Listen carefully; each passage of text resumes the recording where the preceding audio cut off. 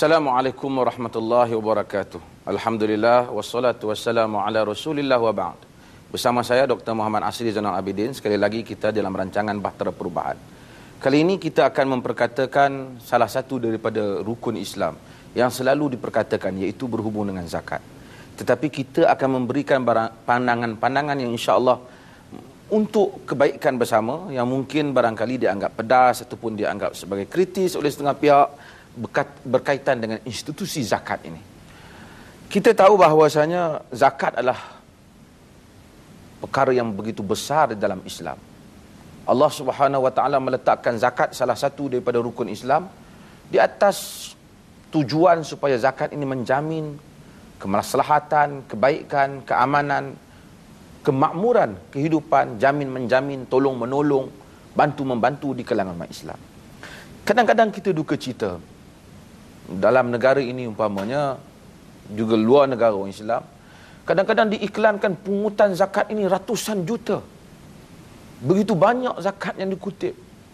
Tapi dalam masa yang sama kita masih lagi melihat bagaimana ramai lagi orang Islam yang miskin. Ada yang lagi cerita orang tak boleh pergi sekolah.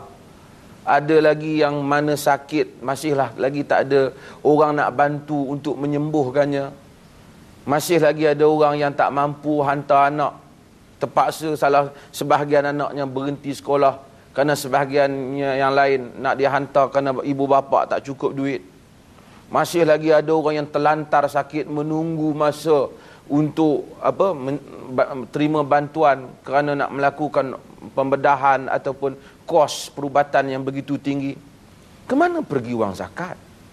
Kadang-kadang kita rasa malu kepada agama-agama lain yang tak ada pun peruntukan zakat untuk agama mereka.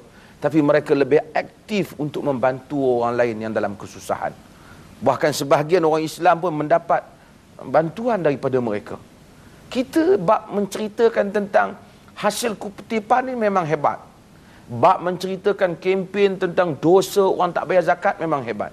Tapi sebenarnya, bukan saya mengatakan, tapi kita kena ingat, saya kena ingat, penonton kena ingat, semua orang kena ingat. Orang yang tak bayar zakat pun, orang yang tak bayar zakat berdosa. Tapi orang yang tidak menguruskan zakat yang diberi dengan cara yang patut juga berdosa. Kerana zakat yang begitu banyak, jika betul-betul kita kendalikan, insya-Allah dengan kekayaan yang ada di kalangan umat Islam dalam negara ini, juga di luar negara pun sama, tidak patut ada orang Islam yang menderita sehingga ada cerita tak ada makan, kena makan nasi dengan kicap, ada keluarga rumah bumbung sudah berapa tahun hidup dalam keadaan apabila hujan, ditimpa hujan, apabila kesejukan, anak-anaknya kesejukan, lampu di rumah tidak ada, makanan beras tidak cukup. Tiba-tiba kita tengok ada pula dalam siaran-siaran TV ni artis dan syarikat-syarikat tertentu yang jumpa mereka ni dan bagi bantuan.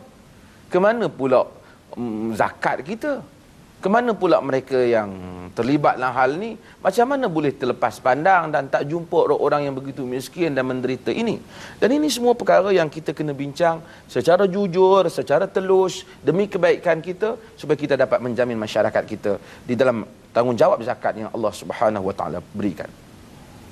Allah Subhanahu wa taala menyebut tentang zakat ni. Kita kadang-kadang zakat ni kita hanya rasa kita beri pada orang yang minta saja. Tapi Allah menyebut lil fuqara'il ladzina uhsiru fi sabilillah la yastati'una darban fil ard yahsabuhumul jahilu aghniya minat ta'afuf ta'rifuhum bisimahum la yas'aluna an-nasa ilhafa.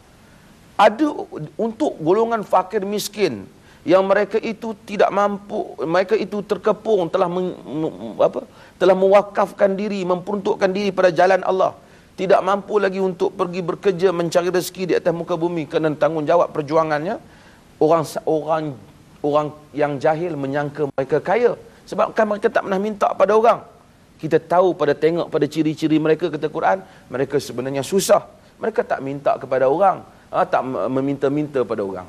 Ini Allah cerita, ayat ini berhubung dengan kita patut ambil tahu tentang orang miskin yang tidak meminta. Ada di kalangan orang miskin yang tak meminta-minta kerana dia rasa malu, dia rasa apa, tapi dia susah. Kita jangan tunggu duduk di pejabat kita, tunggu orang datang minta baru kita pergi cari. Suruh orang isi borang baru kita nak bagi zakat. Kita kena cari orang susah. Bukan semua orang sanggup minta. Dan kadang-kadang orang di pedalaman, dia nak isi borang pun tak tahu. Nak datang ke bandar, nak cari pejabat, bahagian pengurusan zakat pun tak tahu. Kita kena cari dia. Jangan sampai dia cari kita. Ini yang disebut di dalam nas. Kalau ini berlaku, kita lakukan, insya-Allah kita akan dapat menyelamatkan masyarakat kita daripada kemiskinan yang seperti ini. Kita kadang-kadang duka cita. Saya sebut hal ni mungkin setengah orang sensitif. Tapi kita kena sebut. Kemana kita wang kita ni? Semua orang ketika bagi, dia tak bagi zakat ni, melainkan dia mengharapkan keredaan Allah. Allah yang memfardukan zakat ni supaya orang Islam tolong menolong. Kita tak nak nanti kita tengok tempat-tempat pengurusan zakat semua bangunannya cantik-cantik. Semua keretanya baru-baru. Semua pegawai-pegawainya duitnya, gajinya alhamdulillah bagus. Tapi orang yang berhak terima zakat nampaknya masih lagi rumahnya buruk, masih lagi tirih di sana sini, masih lagi makannya tak cukup, masih lagi anaknya nak pergi sekolah tak boleh, masih lagi nak bayar yuran tak dapat, masih lagi yang berkesusahan, yang sakit itu belum dapat wang yang cukup untuk membayar kos perubatan. InsyaAllah kita sambung lepas ini untuk membincangkan tajuk.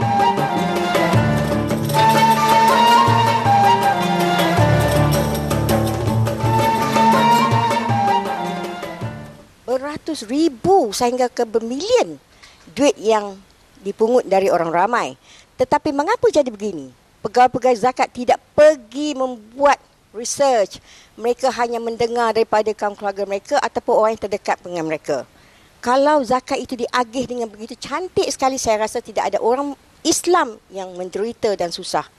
Sehingga saya tak tahu kenapa tiap-tiap tahun zakat diberi kepada sama orang tu saja, beri seperti umpamanya beri beras, beri gula dan sebagainya. Kenapa mereka tak boleh bagi, katalah berikan kepada mereka katalah 10,000. Mereka dapat menjalankan perniagaan. Mereka dapat berdikari supaya bila mereka ini dapat berdikari, mereka tak payah menyusah lagi pejabat zakat. Mereka dapat menolong kaum keluarga mereka yang susah pula.